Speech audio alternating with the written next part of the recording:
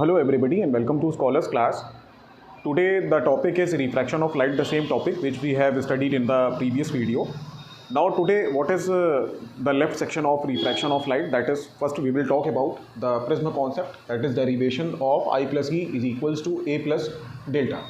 The second that is delta I curve explanation and third real and apparent depth. आइए समझते हैं कि कैसे ये रिफ्रैक्शन ऑफ लाइट के जो कॉन्सेप्ट है इसमें ये तीन चीज़ें कैसे क्या होती हैं, कैसे वर्क करती हैं, इनके क्या डेरिवेशंस हैं, इनके कॉन्सेप्ट को बहुत इजी लैंग्वेज में और कैसे हम इसको अच्छे से बिल्कुल डिराइव करके इस प्रोसेस को स्टेप बाय स्टेप समझने की पूरी कोशिश करते हैं। तो चलिए स्टार्ट करते हैं। पहला टॉपिक हम लेते हैं और है prism concept, derivation of I plus E is equals to A plus delta. तो actually I stands for angle of incidence, E is equals to angle of emergence, delta that is deviation। तो जो refracted light रे अपने path में deviation show करती है, and A stands for prism angle. इसके पहले की वीडियोस में हमने सब बताया है, हम लोग सब डिस्कस कर चुके हैं कि कैसे प्रिज्म कॉन्सेप्ट होता है, कैसे प्रिज्म में लाइट रे इंसिडेंट होती है रिफ्रैक्शन के बाद में angle R1 R2 I1 I2, after that angle of emergence क्या है, और प्रिज्म का जो प्रिंसिपल एक्सिस सरफेस है, यानी कि हम जिसे कहते हैं कि principal surface of a prism that is ABC prism angle. तो ये सारी चीज़ें हम पहले पढ़ चुके हैं। अगर आप लोग को वो और अच्छे से समझना है, कोई डाउट है तो आप कमेंट सेक्शन में बता सकते हैं और प्रीवियस वीडियोस को आप विजिट कर सकते हैं। तो आइए पढ़ते हैं आज नेक्स्ट क्या हमारे पास पहला टॉपिक है, that is prism concept, derivation of I plus E is equals to A plus delta. आइए स्टार्ट करते हैं। देखिए, सबसे पहले अगर हम किसी भी लाइट रे को प्रिज्म के ऊपर इंसिडेंट कराते हैं तो आफ्टर रिफ्रैक्शन उसमें जो फिनोमिनन होता है, जैसे हम कहते हैं कि कोई भी लाइट रे अगर प्रिज्म की एक सरफेस AB पे इंसिडेंट हुई तो रिफ्रैक्शन फिनोमिनन वहाँ पर जो है होगा। और हमने दोनों केसेस पहले ही डिस्कस कर लिए हैं कि अगर कोई भी लाइट रे किसी पर्टिकुलर मीडियम यानी कि एयर मीडियम से डेंसर मीडियम में आती है तो bends towards the normal, and denser से अगर एयर में वापस जा रही है तो bends away from the normal. तो प्रिज्म में भी सेम यही फिनोमिनन वर्क करता है। आइए समझते हैं एक एक करके। तो सबसे पहले हम लेंगे प्रिज्म कॉन्सेप्ट में derivation of I plus E is equals to A plus delta. तो पहले प्रिज्म ड्रॉ कर लेते हैं, चलिए यहाँ पे करते हैं।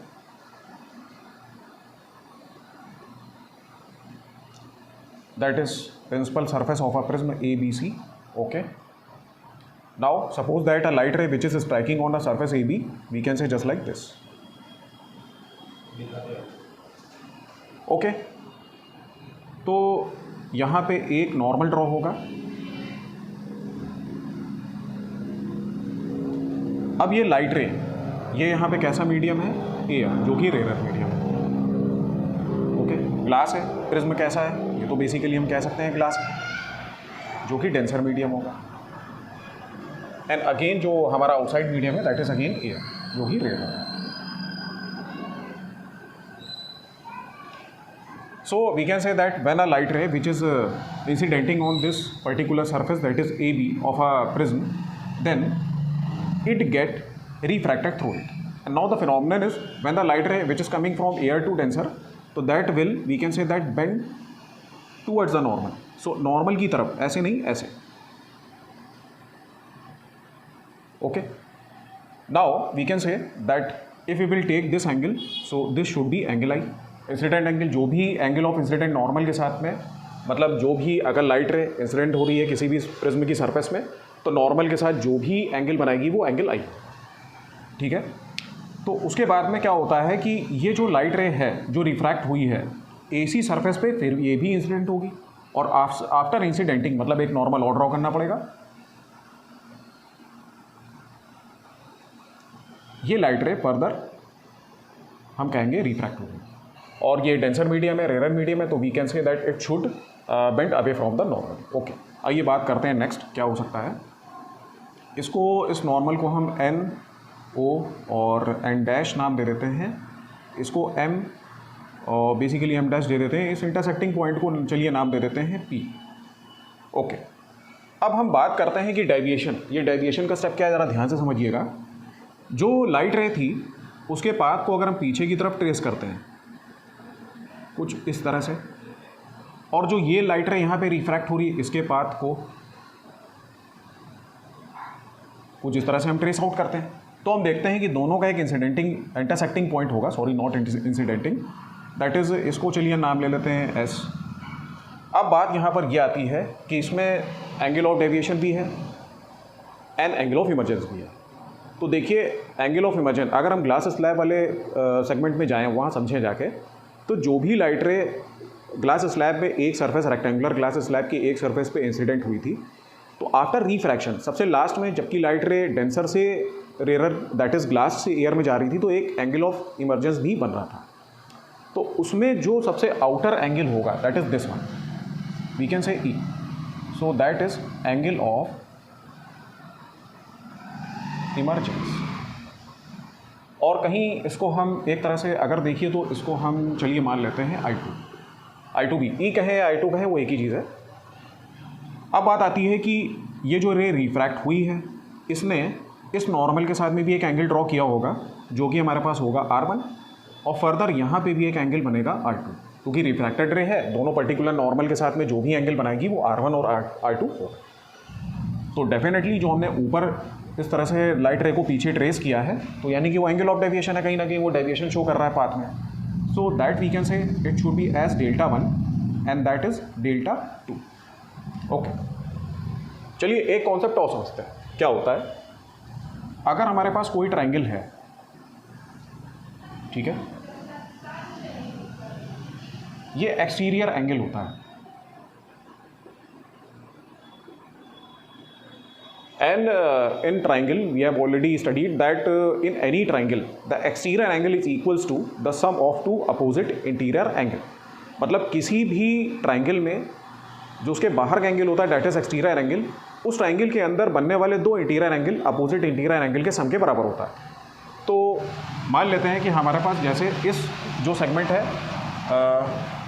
इसको और आसानी से समझने के लिए ओ हमने नाम दिया है, चलिए इसको O डैश दे देते हैं। इस डायग्राम को थोड़ा बड़ा करके हम यहाँ पे दिखाते हैं।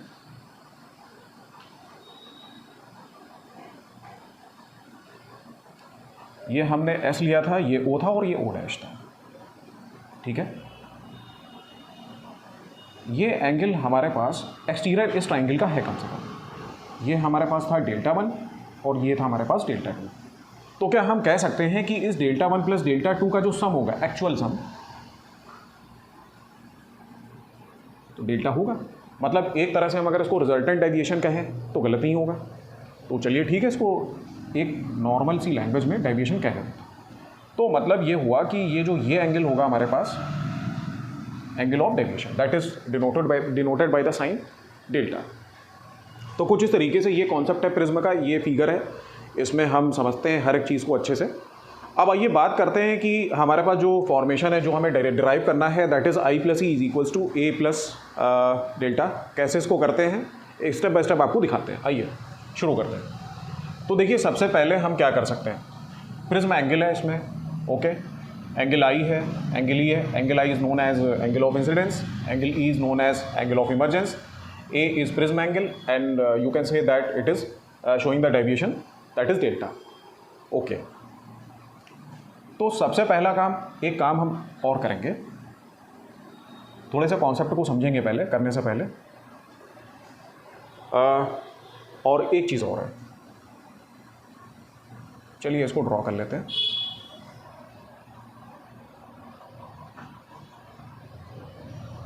देखिए इस कॉन्सेप्ट में कुछ कॉन्सेप्ट ऐसे हैं जो हमें एंगल्स के लगाने पड़ेंगे इस प्रिज्म के फिगर में। अगर हम इस चीज़ को ध्यान से देखें तो ये हमारे पास क्या है, two parallel lines है, that is L N N. Let's say that this is N. So when two parallel lines are intersected by one transversal line, then the pair of corresponding angles are equal, alternate interior angles, vertically opposite angles.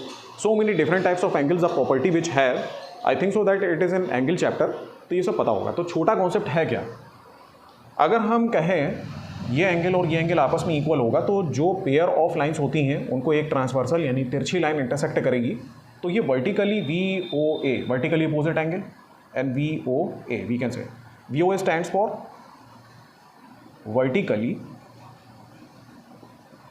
Opposite angle. Okay, तो ये दोनों vertically opposite angle equal होंगे। Same उसी phenomenon में prism के अंदर भी हम कुछ ऐसे ही लगाएंगे। मान लेते हैं ये हमारे पास है Δ1 और ये क्या है R1। और ये हमारे पास है एंगल आई, ठीक है। तो क्या हम ये नहीं कह सकते इसमें कि angle I is equals to delta one plus R one, ठीक है।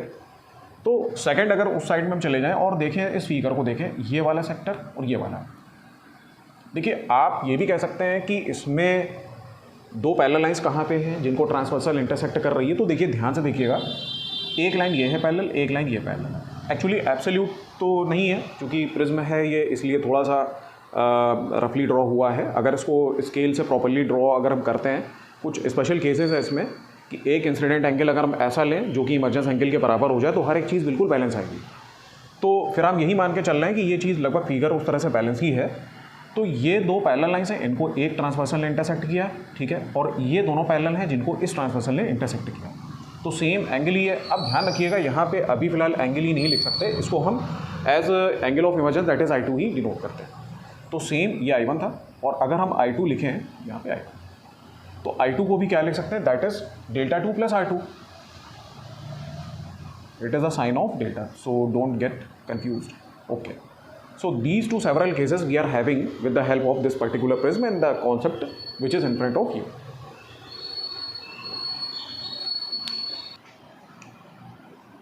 Okay, so it means that angle I equals to what we can write, delta 1 plus R1. Okay, let's find it out. Delta 1 equals to, that is we can say angle I, and yes it is I1, angle I1 minus R1. Okay, in the same manner we can say I2 is equals to, तो I2 ये angle E है, that is delta 2 plus R2. So definitely we have to also find the value of delta 2. This implies that, and here also delta 2 is equals to we can say angle I2 minus R2. Okay, so ये हमारे पास जो दो condition निकल करके आई है वो कुछ इस तरह से है। ओके, चलिए आइए आगे समझते हैं। देखिए इसमें एक चीज़ और है, अगर इस में चले जाएं, मान लेते हैं कि ये हमारे पास क्या है, डेल्टा है, ये डेल्टा 1 है और ये एंगल हमारे पास है डेल्टा 2। तो क्या हम इसको ये लिख सकते हैं, delta equals to delta 1 plus delta 2। So simply delta equals to delta 1, the value of delta 1 is we can say, अब इसको डायरेक्टली I1 माइनस R1 लिख देते हैं, और प्लस इसको हम लिख सकते हैं I2 minus R2. So delta equals to, we can put these two terms I1 plus I2 together and taking minus sign, so we can write here R1 plus R2. Okay, so this is delta. Now next what we have to do for reaching up to this particular expression, we have to also take with the help of a triangle in this figure, that is AOO dash, taking the triangle. So we can write here in triangle AOO dash. देखिए एक concept और समझते हैं इसमें। Actually पहले तो हम किसी भी ट्राइंगल में तीनों एंगल का सम 180 डिग्री होता है। In any triangle the sum of all the three interior angles equals to 180 degree. Okay, so we can write here first of all angle A plus that is angle O and O dash. So second is angle O plus angle O dash equals to 180 degree. Angle A will be as it is plus angle O. देखिए angle O को हम कैसे पता करेंगे, क्योंकि हमने triangle लिया है ये वाला, ये क्या है, इसको हम नॉर्मल कह सकते हैं, और we know very well that at normal always make an angle of 90 degree with particular surface.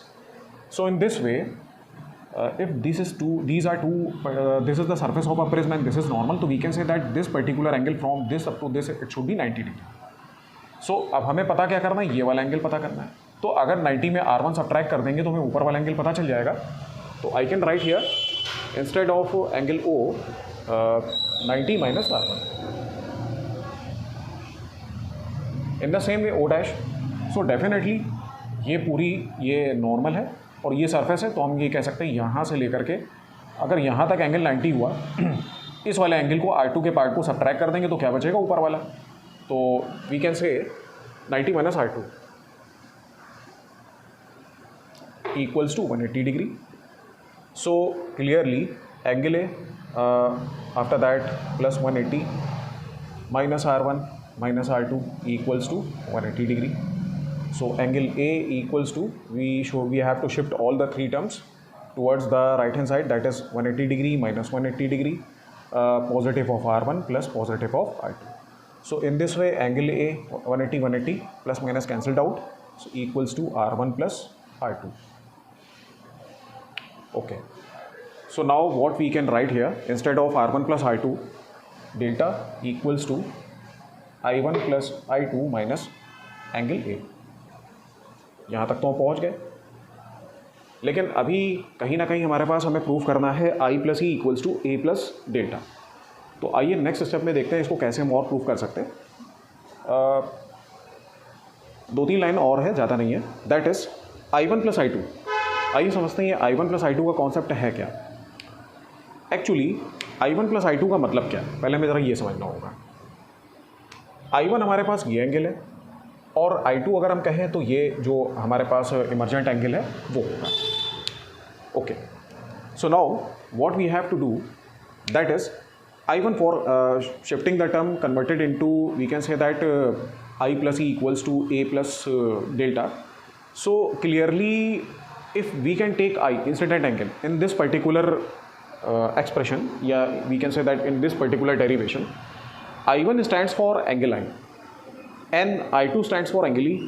देखिए यहाँ पे जो हमारे पास एक्सप्रेशन है, जो हमें प्रूफ करना है, formula I plus E equals to A plus delta. तो I is known as angle of incidence, while angle E, that is I2, is known as angle of emergence, and A is prism angle, and definitely the delta should be the deviation. So what can I write this? First of all, I will shift it out, this minus A on the left hand side, that is I1 plus I2. Okay, so as we can see, A plus delta will be as it is. Instead of I2, what I can put? E. So delta plus A equals to I1 plus E. Why? Because at the very first I have already told you that either you can take E, or in the case of E you can take I2 also. So आप इसमें सीधे सीधे angle of emergency ले सकते हैं शुरू से ही, तो कोई प्रॉब्लम नहीं होगी. तो finally we have to substitute it out.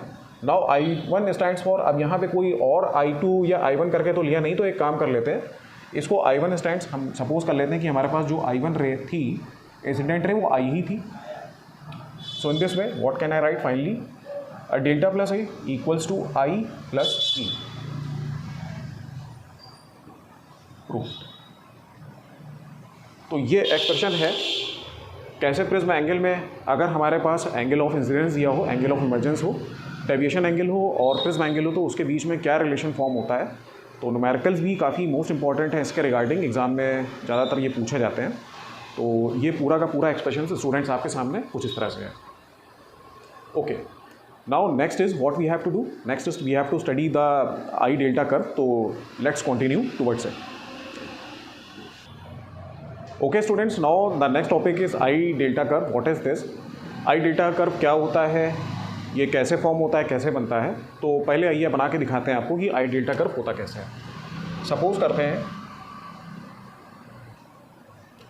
ये हमारे पास वाई एक्सिस है और ये एक्स एक्सिस है.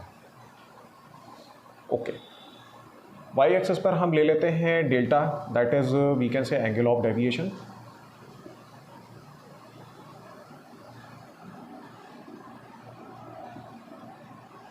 और आई को हम ले लेते हैं एक्स एक्सिस पे, which is known as angle of incidence.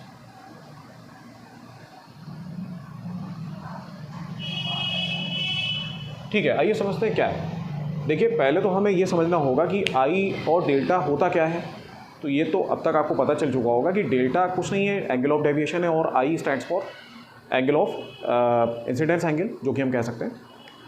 देखिए होता क्या है जो डेल्टा है, एक्चुअली ये डिफरेंट डिग्रीज पे डिफरेंट तरह से जो है ये चेंज होता है. अगर किसी भी प्रिज्म में एक चीज़ ध्यान रखिएगा, रिफ्रैक्टेड रे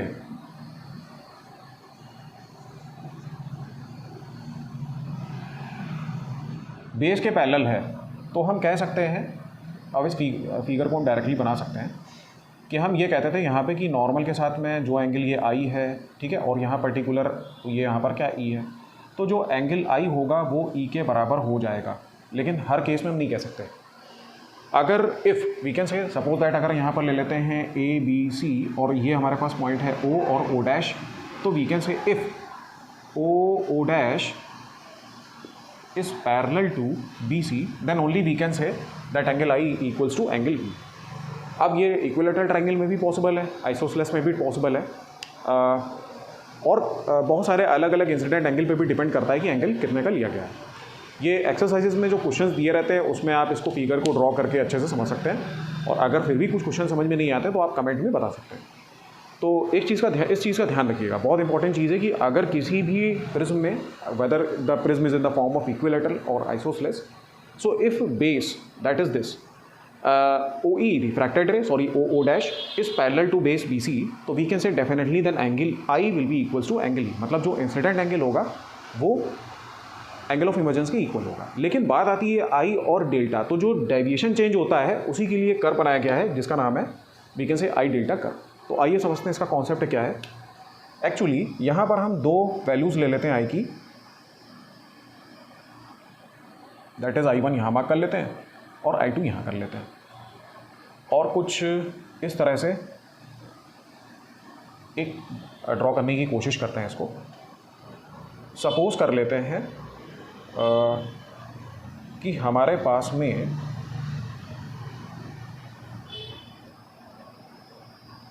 ठीक है, चलिए आइए समझते हैं। इस I2 को फिलहाल यहाँ से हटाते हैं और एडजस्ट करते हैं अब इसके अकॉर्डिंग। अभी आपको बताते हैं कि ये इसको क्यों इरेज किया है हमने। यहाँ से एक परपेंडिकुलर फॉल कर। ओके स्टूडेंट्स, तो अब एक कॉन्सेप्ट और समझते हैं आइए कि कैसे, जैसे एक बात ये बताई अभी हमने बताई कि अगर कोई भी प्रिज्म है इक्विलेटरल फॉर्म में है, उसमें इंसिडेंट एंगल और emergence that is we can say that angle of emergence अगर ये आपस में इक्वल है तो ऐसा क्यों है। तो आइए जरा इसको समझते हैं इस कॉन्सेप्ट को। देखिए जैसे हमने बताया कि ये A B C, if triangle A B C is equilateral,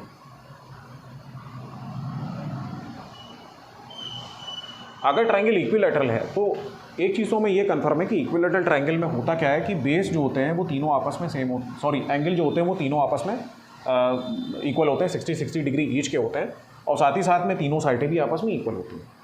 तो इस केस में जो भी हमारे पास इंसिडेंट रे आ रही होगी वो जो भी डेविएशन शो करेगी, एक्चुअली डेविएशन तो फिर भी शो करेगी क्योंकि रिफ्रैक्शन फिनोमेनन हो रहा है।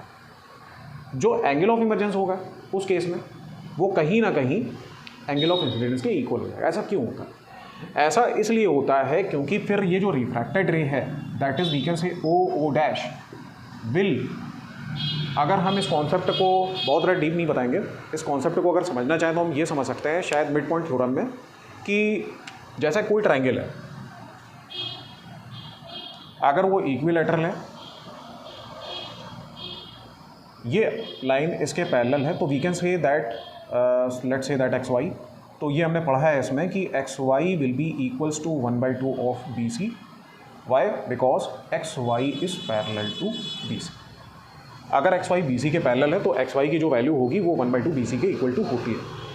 तो मतलब क्या हुआ, करस्पॉन्डिंग एंगल से ये एंगल सेम हो जाएगा, ये एंगल सेम हो जाएगा। हालांकि इतना डीप में नहीं जाना, लेकिन थोड़ी बात जो समझनी है कि इक्विलेटरल और आइसोसेलेस ट्रायंगल के केस में ही ऐसा पॉसिबल है। स्केलिन ट्रायंगल के केस में अगर कुछ ऐसा है, वैसे प्रिज्म किसी भी शेप का हो सकता है, तो उसमें ये इंसिडेंट एंगल और जो इमर्जेंस एंगल होगा उसके बीच में काफ़ी हद तक डिफरेंस देखने को मिल सकता है।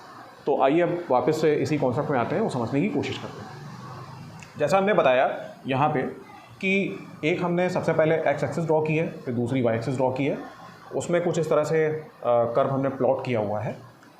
एक्स एक्सिस पे हमने लिया है एंगल ऑफ इंसिडेंस और वाई एक्सिस पे क्या लिया है, एंगल ऑफ डेविएशन। यहाँ पर 2 पर्टिकुलर पॉइंट्स हैं कर्व में। यहाँ पे ये क्या चीज़ है, सपोज कर लेते हैं कि यहाँ पे जो डेविएशन है उसकी कुछ वैल्यू रही होगी, इसको भी ज़रा नीचे से मिला देते हैं। तो ये एंगल आई ले रखा है, सपोज कर लेते हैं ये I1 है और ये I2।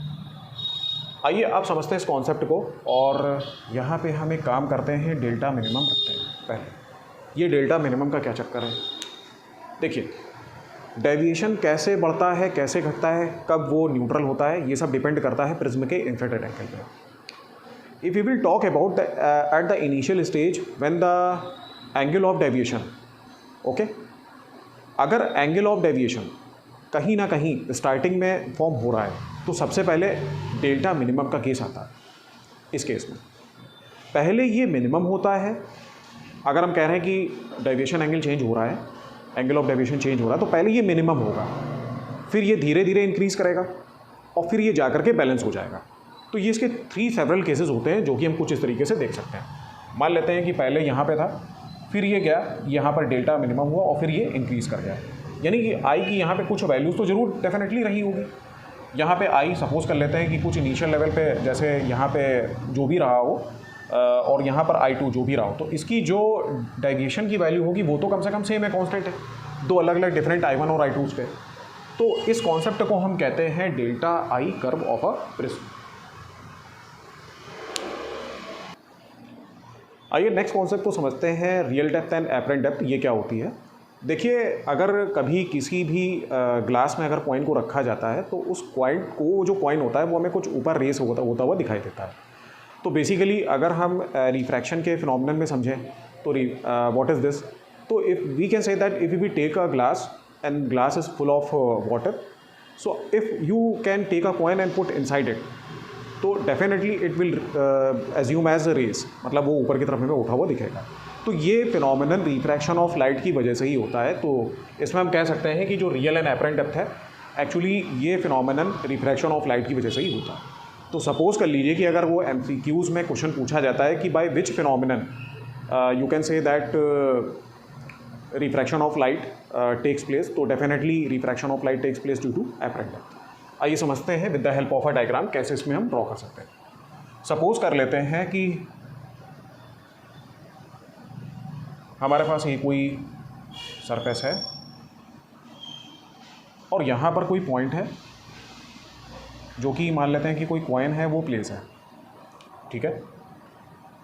एक लाइट रे तो इसी के ऊपर इंसिडेंट होगी,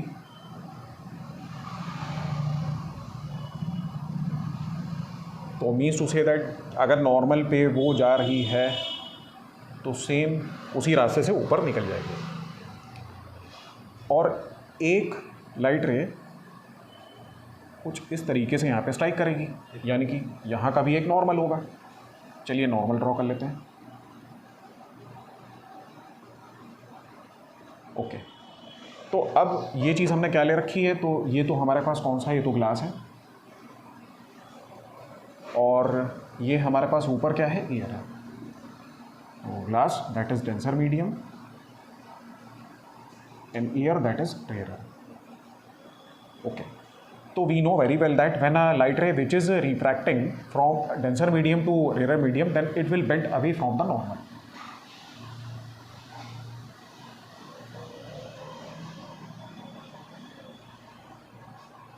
ओके, इसका मतलब ये है कि इसके पाथ को थोड़ा सा हम क्या करते हैं, पीछे की तरफ इसको शिफ्ट करते हैं, ट्रेस कर देते हैं। तो यानी कि ये जो यहाँ पे पॉइंट हमें दिखेगा, एक्चुअली अगर हम इसको ऑब्जर्वर सपोज कर लेते हैं कि यहाँ से देख रहे हैं, ऑब्जर्वर है, आई ले लेते हैं कुछ भी सॉरी, तो यहाँ से हम देखेंगे तो हमें जो पॉइंट दिखेगा वो कुछ ऊपर रेस होता हुआ दिखाई देगा। ठीक है, ये समझते हैं कॉन्सेप्ट को, क्या क्या इसमें है, कैसे कैसे वर्क करेगा। एक्चुअली ये तो नॉर्मल है, जिसको कि हम एन लेट से ओ एन डैश, ठीक है। तो रिफ्रैक्टेड रे नॉर्मल के साथ में जो भी एंगल बनाएगी उसको हम कहेंगे एंगल आर, ओके। और यहाँ पे एंगल बन रहा होगा इंसिडेंट रे, नॉर्मल के साथ इंसिडेंट रे इसी पे, और फिर नॉर्मल भी यही, मतलब इसको हम क्या कह सकते हैं, एंगल आई कह सकते हैं, ओके। एक कॉन्सेप्ट और हमें समझना है, जैसा कि हम देख सकते हैं कि ये लाइन इस लाइन के पैरेलल है, दो नॉर्मल्स हैं, अगर वो सेम प्लेन पे ड्रॉ होंगे यानी दोनों आपस में एक दूसरे के पैरेलल होंगे, ओके। तो पैरेलल जब होंगे तो हम उसमें पैरेलल की कुछ कंडीशंस अप्लाई कर सकते हैं। जैसे हम अगर इसमें पढ़े हैं कुछ इस तरह से, जो एंगल यहाँ पे आई होगा सेम ये आई एंगल इसके इक्वल हो जाएगा। ये किस पॉइंट ऑफ व्यू से है। एक्चुअली हमने पढ़ा अल्टरनेट इंटीरियर एंगल्स की प्रॉपर्टी पढ़ी है, जिसमें हम जानते हैं कि अगर दो पैरेलल लाइंस हैं, उनको एक ट्रांसवर्सल लाइन इंटरसेक्ट करती है, तो pair of we can say alternate interior angles are equal. जैसे सपोज कर लीजिए इसको एंगल 1 कर लीजिए और इसको एंगल 2, तो that is angle first equals to angle 2। तो ये प्रॉपर्टी हमें जो पढ़ी है वो हमने पहले क्लासेस में transversal when two parallel lines are intersected by transversal के केस में पढ़ी है। ओके, तो मेरा कहने का मतलब है कि अगर ये एंगल आई है तो डेफिनेटली ये भी एंगल आई हो जाएगा। ओके, ठीक है। हमने करस्पॉन्डिंग एंगल भी पढ़े हैं। करस्पॉन्डिंग एंगल्स क्या होते हैं? जैसे अगर दो पैरेलल लाइंस को एक ट्रांसवर्सल इंटरसेक्ट करती है तो ये एंगल 2 है, तो ये भी हम कह सकते हैं कि ये भी एंगल 2 होगा। ओके, अब आइए इधर इस कॉन्सेप्ट में लगाते हैं। ये हमारे पास क्या है, दो पैरेलल लाइंस है। मान लेते हैं इसने इंटरसेक्ट किया हुआ है, या ये ट्रांसवर्सल लाइन है जो इसको इंटरसेक्ट कर रही है। तो अगर ये एंगल आ रहा है तो डेफिनेटली हम कह सकते हैं ये भी एंगल आ रहा है। ओके, अब इसको नाम कुछ पॉइंट दे देते हैं, अपने मन से कुछ भी दे देते हैं। जैसे सपोज दैट वी कैन से ए, इसको ओ दे चुके हैं, इसको बी दे देते हैं, इसको सी दे देते हैं, इसको चलिए डी दे देते हैं, कुछ भी दे देते हैं। तो पहली चीज़ तो ये है कि ये तो हमारा डायग्राम हो गया एफ एंड डेप्थ का। और अब इसमें जो केस होता है वो शिफ्ट का केस है। कैसे वर्क करता है, क्या करता है, आइए उसको समझते हैं। एक्चुअली जो शिफ्ट होगा, शिफ्ट इज इक्वल्स टू है क्या? अभी शिफ्ट क्या चीज़ है? कॉइन अपने इनिशियल पोजीशन से कितना रेज हुआ हमें दिख रहा है।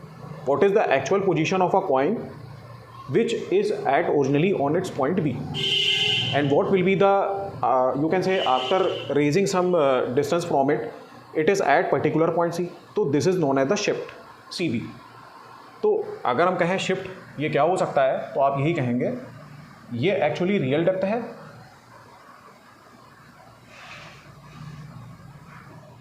ओके। पूरी रियल डेप्थ में से अगर एपरेंट डेप्थ को सब्ट्रैक्ट कर दें तो हमें पता चल जाएगा एक्चुअली शिफ्ट क्या होता है। ये कॉन्सेप्ट है।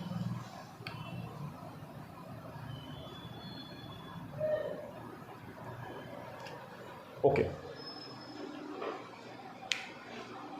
तो ये डायग्राम सबसे पहले तो ये आपको समझ में आ जाना चाहिए कि भाई डायग्राम कैसे प्लॉट होगा, इसका कैसे होता है। तो एक्चुअली ये कॉन्सेप्ट हमें स्विमिंग पूल में भी देखने को मिलता है कि वाटर उसका कुछ शैलो हमें ऊपर की तरफ देखने को मिलता है, उसकी सरफेस जो होती है स्विमिंग पूल की। तो बहुत सारे डिफरेंट कॉन्सेप्ट हैं रियल डेप्थ के और एपरेंट डेप्थ के। और शिफ्ट की प्रूविंग भी होती है, कैसे शिफ्ट को प्रूव करते हैं, that is what will be the relation regarding the shift. Okay, let's continue it out what we will see in this. So for proving it out, what we have to do, first of all we have to trace some triangles in it, checking it out that which angle we have to take first and afterwards, that is angle I and angle R, and start our proving. Okay, so first thing we have to kept in our mind that shift equals to real depth minus apparent depth. Okay, let's start. First of all, in triangle we will take the triangle ACO. Okay, इस triangle को अगर हम लेते हैं तो देखिए अब हमारे पास है ये एंगल आर। कॉन्सेप्ट हमारे पास हम पढ़ रहे हैं रिफ्रैक्शन ऑफ लाइट। तो डेफिनेटली हम साइन थीटा अगर इसमें अप्लाई करें तो कैसे कर सकते हैं? देखिए हाइट एंड डिस्टेंस मैथ्स में एक चैप्टर है और उसमें आईसीएसई एंड सीबीएसई दोनों बोर्ड्स में ये चैप्टर है। उसमें ये चीज़ angle of depression, angle of elevation, all the types of angles are over there. So उसमें हम ये क्वेश्चन के हिसाब से चेक करते हैं कि हमें किस ट्रिग्नोमेट्रिकल एंगल का कब यूज़ करना है। तो ये चीज़ बहुत ज़्यादा डीपली चली जाएगी, तो हम इसको बहुत डिटेल में नहीं बताएंगे। जब कभी भी हाइट एंड डिस्टेंस की क्लास होगी तो उसमें डिस्कस करते हैं डिटेल में। फिलहाल अगर हम यहाँ पर छोटा सा कॉन्सेप्ट लगा रहे हैं दैट इज़ साइन का। सपोज कर लें कि अगर हम इसको ले लेते हैं sine R. Okay, as we know that what is sine, that is perpendicular upon hypotenuse. So this will treat as perpendicular and this side will treat as hypotenuse. In this way what we can write here, that is AO upon hypotenuse, that is CB. Okay, so let's give it out at equation number first. Now in triangle, second triangle, what we will take? ABO. So definitely in this case also we can write here sin I equals to, that is perpendicular, that is obviously perpendicular upon hypotenuse, that is AO, oblique hypotenuse, that is what we are having here, that is BO. ये देखिए ये side जो है वो hypotenuse की तरह treat होगी, that is BO. Equation number 2. Okay, so अब यहाँ से हम कम से कम एक चीज़ ये देख सकते हैं, स्नेल्स लॉ. चलिए आइए इसको भी थोड़ा सा लिख लेते हैं. स्नेल्स लॉ क्या होता है, that is sine I upon sine R equals to mu, that is constant, और you can say constant also. तो कम से कम साइन आई और साइन आर को देख के हमें ये चीज़ तो क्लियर हो रही है कि इसमें स्नेल्स लॉ कुछ ना कुछ इस तरह का कुछ डिवाइड या कुछ मतलब इसमें स्टेप्स हम ले सकते हैं सिंप्लीफाई करने के लिए. तो चलिए sine I upon sine R करते हैं. एक काम करते हैं, equation number 2 divided by equation number 1. Okay, so we can write here sine I upon sine R equals to, that is we can write here A O upon B O upon, that is इसका reciprocal हो जाएगा, that is C O upon A O. तो A O cancel out, what we can right sign I upon sine R equals to C O upon B O, C O upon B O. चलिए देखते हैं इसमें क्या सी O upon B ओ है. Actually ये सी ओ है और ये बी ओ है, मतलब दोनों ट्राइंगल्स में जो हाइपोटेन्यूज की लेंथ है वो सी ओ बी ओ इस तरह से आ रही है. ठीक है, देखिए रियल डेप्थ और एपरेंट डेप्थ. एक्चुअली जो एपरेंट डेप्थ और रियल डेप्थ है, what is this, the phenomenon is very simple, that is ये दोनों के दोनों जो नॉर्मल ड्रॉ हो रहे हैं इनके बीच में गैप बहुत कम है, क्योंकि हमें एक्चुअल में जो ओरिजिनल पोजीशन कॉइन की है, what is the actual position of coin which is inside the glass which is full of water, and actually it is the coin is on its own place, but due to some illusion we can see that it should appears raised from its initial position. That's why the phenomenon of apparent depth it is. तो इन दोनों के बीच में, मतलब मेरा कहने का है इन दोनों नॉर्मल्स के बीच में जो गैप होता है वो बहुत ही सिंपल, बहुत छोटा गैप होता है. Let's say that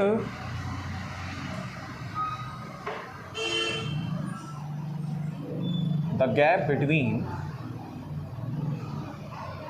DB and N dash is very little या very less. ओके, अगर ये बहुत छोटा सा गैप है तो हम क्या कह सकते हैं, सपोज दैट हम ये कह देंगे कि अगर ये सेम हो, मतलब कहीं ना कहीं ये जो लेंथ है यानी कि सी ओ ये ए सी के इक्वल हो जाएगी और जो ओ बी लेंथ है वो ए बी के इक्वल हो जाएगी.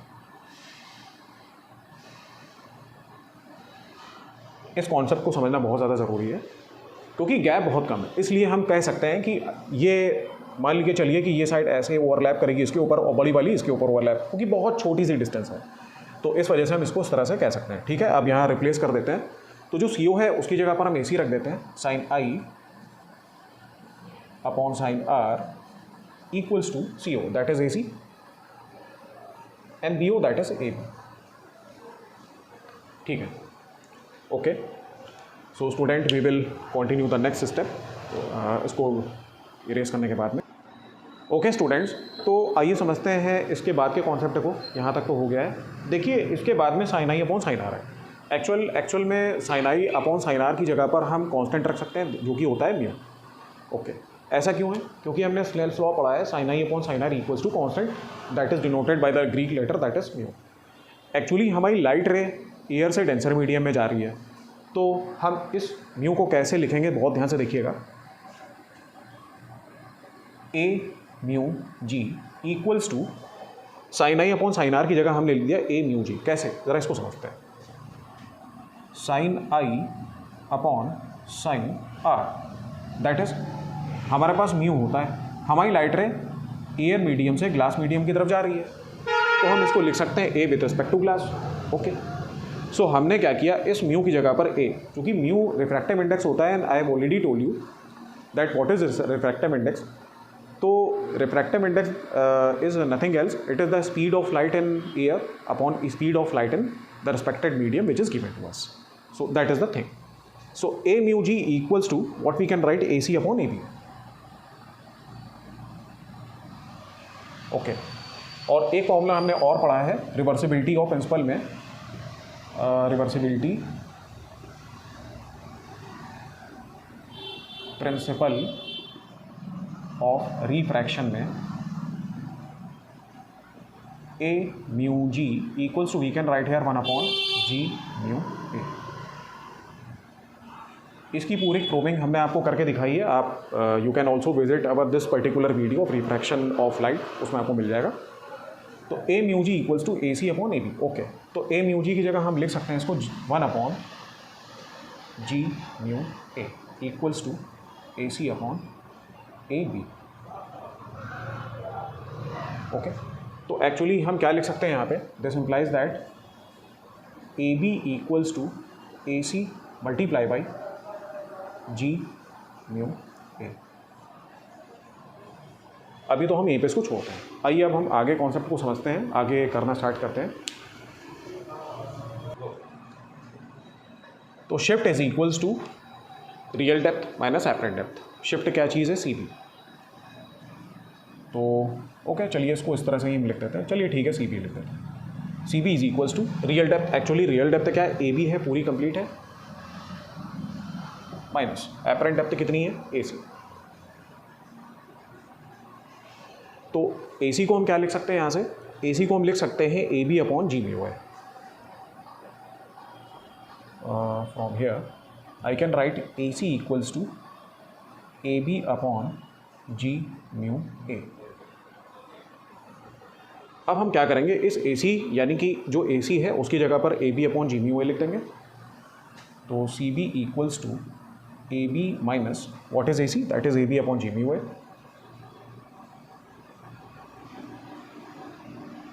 इन this particular way what we can write, c b equals to a b common कर लेते हैं और 1 minus that is 1 upon ji mu a, that is a thing.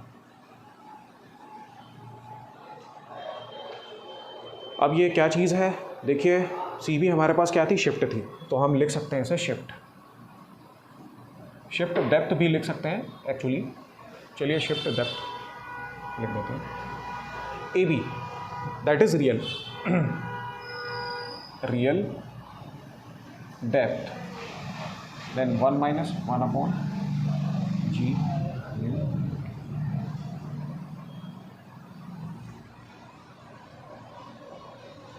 So this is the entire derivation of shift which is in front of you.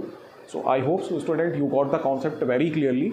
So now this is the all three you can say that particular segment which we have discussed. Please like कीजिएगा, share कीजिएगा, अपने friends के साथ में share कीजिएगा। और अगर किसी भी तरह की कोई प्रॉब्लम हो, if you are feeling some difficulty level in solving the questions regarding this particular topic, तो you can ask us, you can write your queries in comment section also. So हमारी टीम बहुत मेहनत कर रही है, please appreciate कीजिएगा। So okay students, मिलते हैं किसी नए वीडियो में। Good bye.